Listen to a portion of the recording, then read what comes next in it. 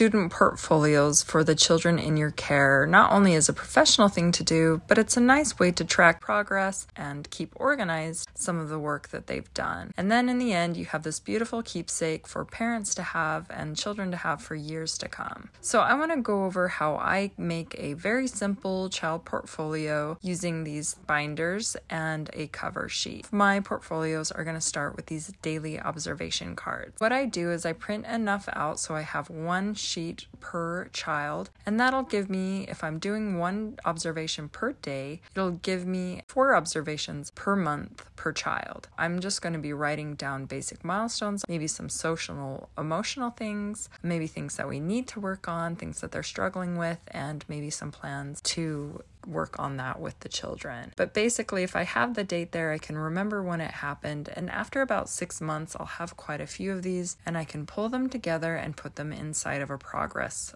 report. So I've created this progress report worksheet, and basically it just kind of highlights everything that's going to go into my progress report, which I'll print off for the parents to have them sign and keep in my records. And so within that, I've highlighted specific skills and development that the children have been doing while they're inside of my care. A way to quickly reference this is to have a skills chart like this, where you can just look up the child's age and all the developmental milestones that they should be meeting. And so once you've figured all of this out, it's pretty easy to pull this together. Got cognitive development in there, skill development, language, fine motor, gross motor, as well as social emotional skills. And then I have a little part down here that says shining star moment. That's basically something maybe outstanding that the child has done, maybe one of their biggest milestones that they accomplished within their time in my care over the last 6 months. And then looking forward is really just a nice way of saying this is what we're going to be working on. Once that's all completed, I'll put that into a sheet protector, and that's going to go into their portfolio. Also within my portfolio, I'm going to have projects that we worked on. I'll pick one project per theme, and I do about 2 themes per month. So that's going to give me about 2 projects per month to put inside of the portfolios. Before I put them in there though, I'm going to label the back with one of these labels. And so I'm just going to put the child's age, the date we did it, maybe the medium we used, or what the project type is. Like this is a collage, it was from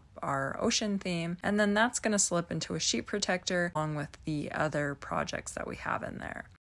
So as far as the cover sheets go, I've created a couple here. This is an example. And then I've also just created this blank one, and I'm going to put that into my portfolio packet in my Teacher Pay Teacher store, absolutely free. It'd be really cute with a handprint or a picture of a child, just for those of you who like it simple and just want it ready to go. I've also included my observation cards, this worksheet, and then look for a link in the description that will have this skill development chart or one like it.